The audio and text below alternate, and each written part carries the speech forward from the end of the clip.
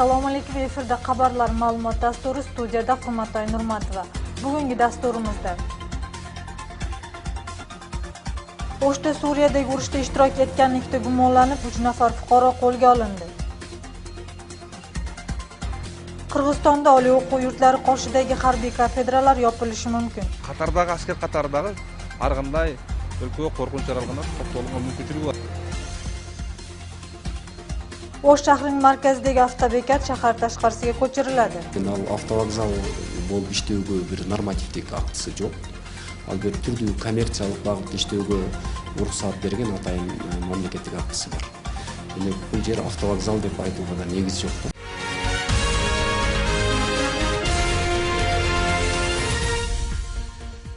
Milliy xavfsizlik davlat qo'mitasining O'shdagi boshqarmaligi Suriyaga borib kelgan xalqaro terror tashkilotining 3 nafar a'zosini qo'lga tushirdi.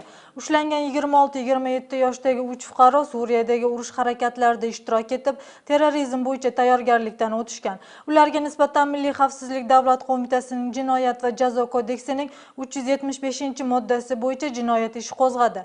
2014-yil ichida Suriyadan qaytib kelib, Qirg'izistonda turli teraktlarni uyushtirishni rejalagan 3 guruhni ushlagan. So'nggi ma'lumotlarda Suriyada jihod degan ishonch bilan ketganlarning soni 230 atrofida.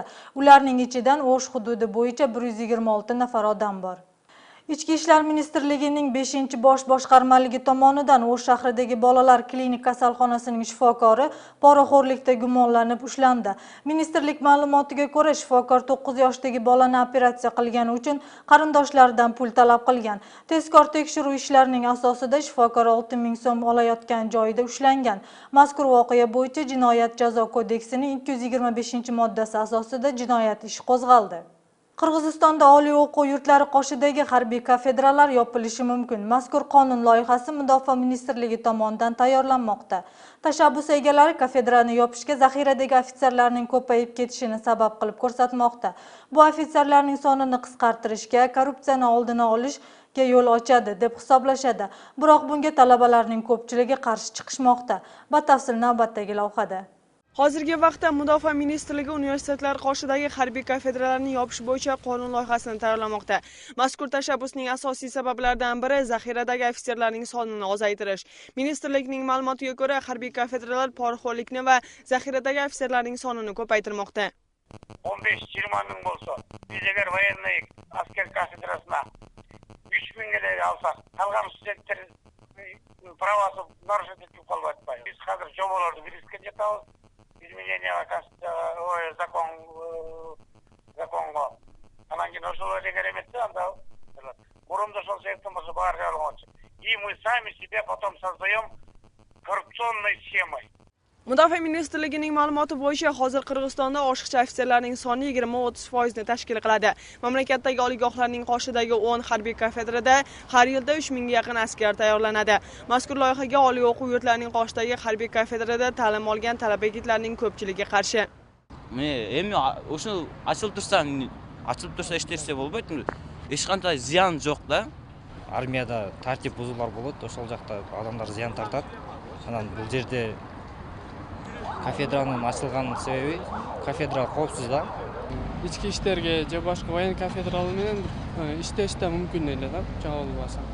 Убакыт жоголушуна себеп болуп калат. Бүткөндөн кийин дагы баягы кафедрага бар, окууну улан.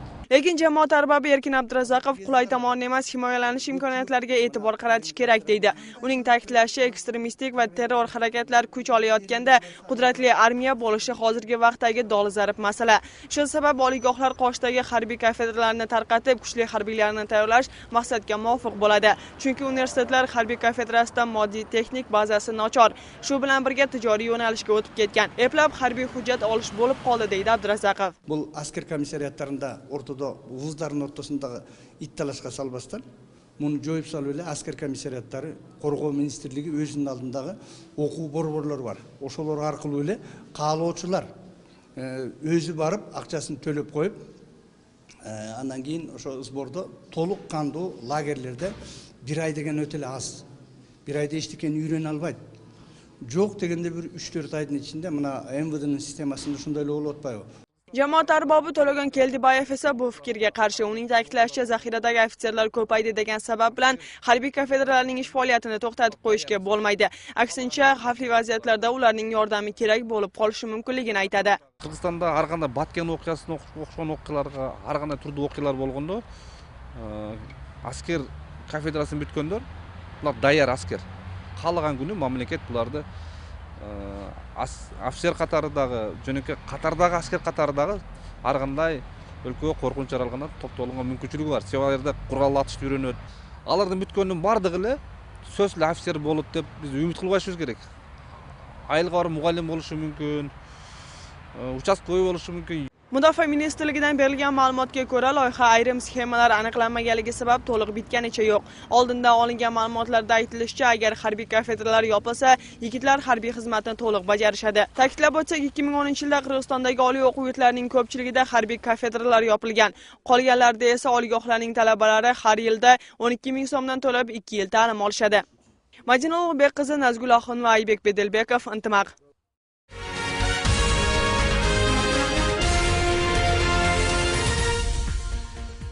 Yo'l xavfsizligi kuzatuv xizmatidan bildirilishicha, 1-aprel kuni o'lka bo'yicha 16 halokat ro'yxatga olindi.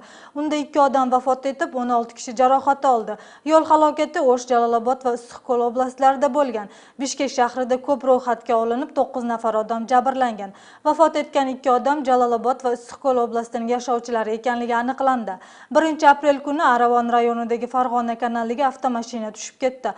Hozirda qutqaruvchilar haydovchini va mashinada bo'lishi mumkin bo'lgan odamlarni izlashmoqda.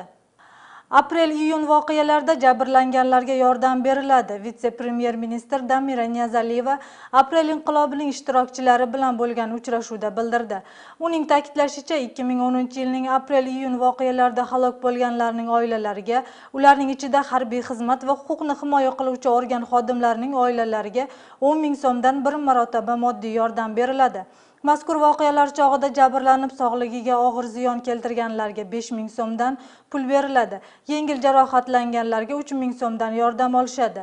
2010-yildagi voqealarda halok bo'lgan jabrlangan oilalarni ijtimoiy jihatdan himoya qilish bo'yicha qonun 2012-yilning 22-oktyabrda qabul qilingan. O'sh shahridagi eski avtobekat ko'chiriladi. Qaror shahar meriyasi tomonidan qabul qilindi. Hozirda ishlayotgan avtobekat Qurmonjon Datqo bilan Osmonov ko'chasidagi yangi avtobekatga ko'chiriladi. Maqsad yuz berayotgan yo'l tirbandligini oldini olish maqsadida qilinmoqda. Haydovchilar yo'l tirbandligiga avtobekatning aloqasi yo'q deb norozilik bildirishmoqda. Bu o'zgarishni jamoatchilik qanday qabul qiladi? Batafsil navbatdagi lavhada. O'sh shahri yo'l tirbandligidan xalos bo'la olmayapti. Bunday muammoni hal etishning bitta yo'li markaziy bozorning ichidagi avtobekatni jildirish, deydi mahalliy rahbariyat vakillari. Shaharni tartibga keltirish uchun avtovokzalni ko'chirish taklifi yashovchilardan kelib tushgan. Shunga ko'ra shahar meriyasi ko'chirish qarorini qabul qilgan. Жеке qarab aytganda O'sh Bishkek qatlam bo'yicha qatnovchi taksistlardan da qarzlar tushdi-da. Ушул маселени чечүү максатында азыр эски шаардын борбордук көчөсүндө жайгашкан автовокзал жабуу, кайсы бир маршруттар башка жерде калуу мүмкүнчүлүгү талкууланбайт. Бардык маршруттук таксилер жалпы багыт боюнча, андан сырткары эл мындай шаар аралык, анан эл аралык багытта каттоочу жегин машиналер дагы ошол экинчи автовокзалга көчүрүлүү чечими кабыл алынды. O'sh shahrining vitse-meri Qutmanali Abdurahmon uli avtobekatni ko'chirish bilan yo'l tirbandligini 30-35% ga qisqartsa bo'lishini ta'kidlaydi. Biroq bu qarorga haydovchilar qo'shilmaydi. Ilgari borganmiz vokzalga. Болбогон ушул эки адамдын кызчылыгы. Мен Карагулжага каттайм. Болбойт да. Ilgari borganmiz. Bir adam жылба 3 oy yurganmiz o şehirde. Bir adam chiqib pustoy. Shahardan boshqa hududlarga qatnagan haydovchilarning aytishicha, avtobekatni yo'l tirbandligiga aloqasi yo'q. Agarda ko'chirilsa, bizning ish og'irlashadi deyishadi. Avtovokzal jilishina biz qarshilik. Sebebi elning ko'pchiligi bizning avtovokzal bozorga yaqin bo'lgani uchun o'sha yerga elga o'ng'ay bo'ladi-da. Ana bizning жаңы avtovokzal deydi, bu bizning borbordan chekaraqdagi avtovokzal. Al yerga el bormaydi. Vokzaldagi shoferlarning 90% krediti var. Аяққа ел болмаса кім төлейді? Екі адамның қызықшылығы болды қазір. Азыр рабочий класс бүт саясатқа қатты болып қалған, билет бардығы. Екі адамның қызықшылығы үшін 3 адамды қинаш керек па аяққа? Вокзалдың тың болған соң мына жолын екі жиқ машина келіп қойып қойып пробка. Мына өзіңер көріп тұрасыңдар, мына жолын екі жиқ машина. Машина қайға барады? Машина жоқ болса пробка. Ел бақша бейман жеңіл машиналар кіріп жатады. Бері тәртіп жоқ. Просто жеңіл машина қойып кетеді. Вокзалдан жоқ. Берен жылып кетсе ел қиналады. Алыс жақтан келіп балдар оқиды. Адашып былтыр бір жылғанда балдар адашқан. Көп бала жоғалған. Hozirda ishlayotgan avtovokzal xususiy mulk. Shahar rahbariyatidagilar uni ko'chirish bilan shaharni tartibga keltirib va mablag'ni davlat xazinasiga tushirishni ko'zlayapmiz, deydi vitse-mer. Shu bilan shahar ichidagi kichik avtobuslarning qatnovi yangi avtobekat orqali bo'lishini, imkoni boricha yo'lovchilarga sharoitlar yaratilishini qo'shimcha qildi. Biz hozir bu haraketlanib жатқан avtovokzal birinchidan al avtovokzal bo'lib ishlowga bir normativdek aktisi yo'q. Ал bir түрдүү коммерциялык багытта иштөөгө уруксаат берген атайын мамлекеттик актысы бар. Демек бул жер автовокзал деп айтууга да негиз жок да. Менин оюмча ал жерде өзүнүн ал жеке ишкердин объектisi, ал өзү каалаган максатта кийин ишин уланта берет. O'sh shahridagi davlat avtobekati 15 yildan buyon ishlamagan, qarovsiz bo'lgani bilan ishlayotgan avtovokzaldan holati ancha yaxshi. Umumiy maydoni 4-5 barobarga katta. 20-aprelgacha shahar meriyasi tomonidan ta'mirlash ishlari olib borilib, talabga loyiqlashtirish rejalangan. Yangi avtobekatning umumiy maydoni 4 gektardan iborat. U yerda 1500 kichik avtobus, 4000 dan ortiq turli yengil avtomobillarga qulaylashtirilgan. 10-mayda eski avtovokzal yopilib, O'sh davlat avtobekati ishlay boshlaydi. Ra'noy Nazarova, Adina Do'sumbetova, Azam Buzrikov, Intimaq. O'sh shahridagi Alisher Navoiy ko'chasi Masaliyev prospektidan Majrimtol ko'chasigacha 4-apreldan boshlab yopiladi. Bu haqda O'sh shahar meriyasining matbuot xizmatidan bildirishdi. Yo'lning yopilishiga Navoiy ko'chasidagi estakada ko'prigining qurilish ishlari olib borayotganligi sabab bo'lmoqda. Bundan keyin O'sh shahar yo'l boshqarmaligi piyodalar va Navoiy ko'chasida joylashgan binoning egalariga o'zlari yuradigan yo'lni boshqa qatnov yo'liga almashtirishlarini so'randi. Qirg'iziston parlamenti 7-aprelni dam olish kuni deb e'lon qildi. Deputat Daniyar Terbishaliyevning bildirishicha, 2010-yilning 7-aprelda bo'lgan revolyutsiyaning ishtirokchilariga moddiy yordam ko'rsatibgina qolmasdan, bu kunni kalendarda qizil bilan belgilash kerakligini taklif qilmoqda. Qirg'iziston Respublikasining Suratchilar uyushmasining O'shdagi To'xtog'il bog'idagi ochiq muzey va ko'rgazma maydonchasining tomi qulab tushib, ta'mirga muhtoj. Bundan tashqari muzeyda issiqlik manbalari yo'q. Shu kungacha xodimlar yordam so'rab shahar meriyasiga murojaat qilishgan, biroq masala hali yechimini topmadi. Batafsil navbatdagi lavhada. Respublika miqyosidagi ko'rgazmalar o'tkaziluvchi bino hamda yozgi ko'rgazmalar uyushtiriluvchi yopiqning holati qoniqarli emas. Binoning birinchi qavati ko'rgazmalar uchun mo'ljallashtirilgan, ikkinchi qavati esa muzey. Sovet ittifoqi paytlari binoda ko'rgazma zali bo'lmagan. Shu sababli davlat tomonidan 1999-yili rekonstruksiya qilingan. Hozirgi avvalda o'rtonqi ikkinchi blok бүткөн. Birinchi, ikkinchi этаж ko'rgazma zallarimiz bor. Qishында бұл жерде жылуулук жок болгондуктан эл аз кирет, бирок көргөзмөлөр болуп турат. Анан күн ысыгандан баштап элдер көп келе баштайт. Чет мамлекеттерден келет, окуучулар келет, студенттер келет. Tabiiyki, el oz kirsa mablag' ham oz tushadi. Rassomlar tashkiloti xodimlariga davlat tomonidan maosh berilmaydi, chunki ular ijtimoiy tashkilot hisoblanadi. Atigi personal ko'rgazmalardangina foyda tushadi. Ana shu foyda evaziga va ijtimoiy jamg'armalar bergan yordam bilan binoning kirish qismini ta'mirlashni rejalashgan. O'tgan yili meriya tomonidan o'rnatilgan yozgi yopiqning yuqori qismi dekabr oyida qorni ko'tara olmay qulab tushgan.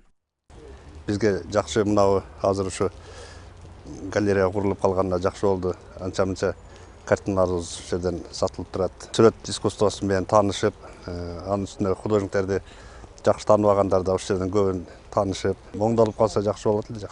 Bundan 7-8 yil avval yangi fontan yonidagi yozgi ko'rgazmalar uchun yopiq olib tashlangan. Qurilish materiallari saqlanib qolganligi bois To'xtog'il bog'idan ko'rgazmaga atab joy ajratilganda foydalanilgan. Ularning muddati yetib eskirganligi uchun uzoq vaqt xizmat qilmagan. Istirohat bog'ning yetakchiligi tezroq ta'mirlab ishga tushirishsin yoki umuman olib tashlashsin, bog'ning ko'rkini buzmoqda degan fikrni bildirdi. Yaralgan muammo borasida meriyaga murojaat qilishgan va may oyida ta'mirlab berishlarini bildirishgan. Bu jag'dan O'shar meriyasi üstün tinike менен каптап беребиz degan o'ylarni aytishgan. Xudo bersa qaptab berishadi. Unda bersa yaxshi bo'ladi. Jamg'ir o'tpay suratlarimiz yaxshi saqtalib turadi. Mana shu tashkilot faoliyat yurgizgandan buyon rassomlar o'z san'atlarini namoyish etib, aholi uchun madaniy hordiq taqdim etish harakatida. Agar shunday joylar yaxshi sharoitlarga ega bo'lib, ko'rgazmalar tez-tez uyushtirilib tursa, uning atrofi ham, binolar ham tashlandiq holda bo'lmasdi, deyishadi tashkilot a'zolari. Ra'noy Nazarova, Aybek Ibragimov, Intimaq. O'sh va Bishkek shaharlarining deputatlari shaharda ishlayotgan ichki muhojirlarni ro'yxatga olish ishlarini olib bormoqda. Bunda har bir ichki muhojirning yashagan joyi, fuqarolarning soni aniqlanadi. Xalq vakillari bu harakat bilan ichki muhojirlarning tibbiyot, ijtimoiy tomondan ma'lumotnoma olishga sharoit yaratiladi deyishmoqda. Avval Sovet davrida pasport bilan har bir fuqaroning qaysi shaharda yashayotganligi to'g'risida ma'lumot varaqchasi bo'lgan. Hozirgi vaqtda muhojirlar ro'yxatdan o'tmay ishlamoqda, dedi deputat Arfiddin Alanov. Deputatlar ichki muhojirlarni ro'yxatga olish bo'yicha Jo'g'org'i Kengashga taklif qilishmoqda. Taklif qabul qilinsa, ichki muhojirlarga vaqtinchalik ro'yxatdan o'tganligi to'g'risida ma'lumot varaqchasi beriladi. Ichki muhojirlarning sonini aniqlab, shunga ko'ra shahar aholisi bilan birgalikda mablag' bo'linadi. Endi hamkasbimiz sizlarni xalqaro yangiliklar bilan tanishtiradi.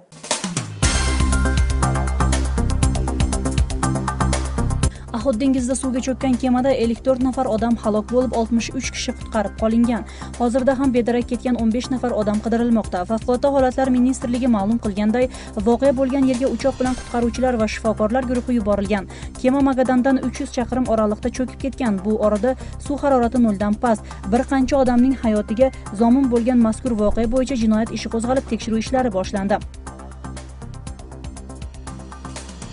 Rossiya Ukrainaga gazni arzon bahoda sotish bo'yicha imtiyozlarni 3 oyga uzaytirdi. Ikki tomonning shartnomasi mart oyida yakunlangan edi. Shundan keyin Kiyev Moskvadan zangori olov sotib olish qimmatga tushayotganini aytib, gazni rad qilish qaralayotganini bildirgan. Endi Ukraina Naftogaz kompaniyasining iltimosiga ko'ra Gazprom gazni arzonroq sotish shartnomasini iyun oyigacha uzaytirdi. Tojikistonning So'g'di oblasti Spitamen qishlog'ining 7 nafar fuqarosi O'zbekiston Islom harakatining a'zosi deb ayblanib, 9 yildan 17 yilgacha ozodlikdan mahrum etildi. Ularning noqonuniy tashkilotning a'zosi ekanini bilib, biroq uni hukumatdan yashirgani uchun 3 nafar fuqaro 1 yildan sudlandi. Mazkur tashkilotga a'zo Isfara rayonining fuqarosi 9 yilga qamoqqa olindi. O'zbekiston Islomiy harakati Afg'oniston va Pokistonda o'ta faol. Unga Markaziy Osiyo o'lkalarida va Rossiyada taqiqlangan. AQSh uni terrorchi tashkilot deb tan olgan. Turkiyadagi suriyalik qochqinlar lagerdan tortib olingan yosh qizning rasmini butun dunyo hamjamiyati qizg'in muhokamaga olmoqda. Jurnalist fotoapparatni to'g'rilab kichkina qizni tortmoqchi bo'lganda u qo'lni ko'tarib moslashga shoshilgan. 4 yoshdagi qiz fotoapparatni qurol deb o'ylagan. Ijtimoiy tarmoqlarning foydalanuvchilari turli fikrlarni bildirib, Yamandagi vaziyatga bu saboq bo'lishi kerak degan fikr qoldirganlar yo'q emas. Dollar rubl qadrining tushishi va sanksiyalar Rossiyada 2012-yilda boshlangan inqirozni yana ham kuchaytirdi. Butun dunyo banki e'lon qilgan ma'ruzasiga ko'ra, qashshoqlik 2016-yil yana o'sadi. Kelayotgan yillardan boshlab rossiyaliklarning turmush sharoiti nochorlaydi. Qashshoqlikning ko'rsatkichi keskin ko'tarilib, 2013-yili 10.8% bo'lsa, 2016-yili uning darajasi 14.1% ga yetadi. Ishsizlik Rossiya tarixida kutilmagan yangilik kirgizadi va maoshlar kamayadi. AQShda Kaliforniya shtatining hokimi o'lkaning tarixida birinchi marotaba suiiste'mol qilishga cheklov kirgizishga buyruq berdi. Gubernator Jerri Braun tarixiy qurg'oqchilikda kutilmagan choralarni qo'llashga majburmiz dedi. 1-aprelda e'lon qilingan izlanishlarga ko'ra 1950-yildan beri joriy yilda qor eng kam yog'ib, suv saqlagichlarda yozda va kuzda suv tanqis bo'lishi kutiladi.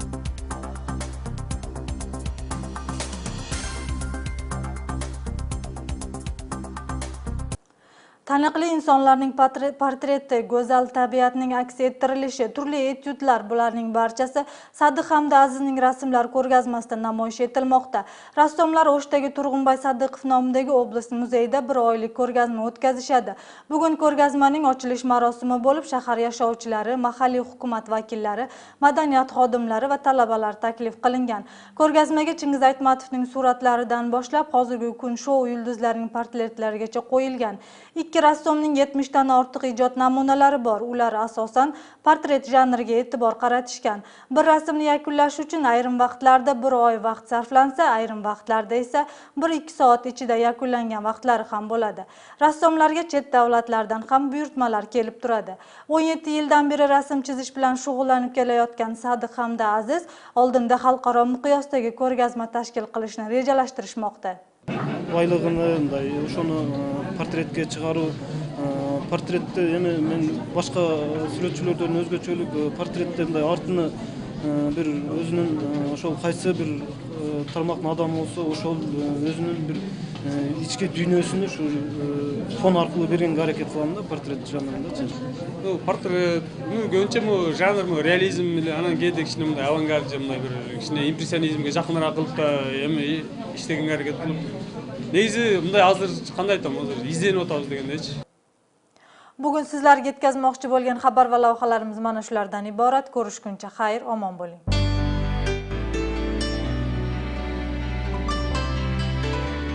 Ob-havoni kuzatish markazining bergan ma'lumotiga ko'ra, ertaga 3-aprelda respublikamizning ayrim hududlarida yog'ingarchilik kutiladi. Havoning harorati Batken oblasida kechasi -3 dan 2 darajagacha iliq, kunduzi 8-13 daraja issiq bo'ladi. O'sh oblasida havoning harorati kechasi -3 2 darajagacha iliq, kunduzi 8-13 daraja issiq bo'lishi kutilmoqda. Javobat oblasida havoning harorati kechasi -3 darajadan 2 darajagacha iliq, kunduzi 8-13 daraja iliq bo'lishi kutilmoqda. Nordin oblasida havoning harorati kechasi -4-9 daraja sovuq, kunduzi 0 dan 5 darajagacha iliq bo'lishi kutilmoqda. Talas oblasida havoning harorati kechasi -1 darajadan -6 darajagacha sovuq, kunduzi 4-9 daraja iliq bo'lishi kutilmoqda.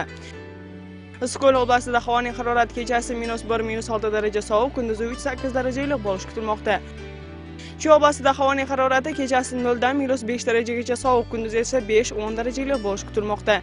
Poytaxtimiz Bishkek shahrida havoning harorati o'zgarib turadi. Ayrim joylarda yog'ingarchilik kutiladi. Havoning harorati kechasi -1-3 daraja sovuq, kunduzi 8-10 daraja iliq bo'lishi kutilmoqda. Shahrimiz O'shda havoning harorati o'zgarib turadi. Ayrim joylarda yog'ingarchilik kutiladi. Havoning harorati kechasi 0 dan -2 darajagacha sovuq, kunduzi 11-13 daraja iliq bo'lishi kutilmoqda.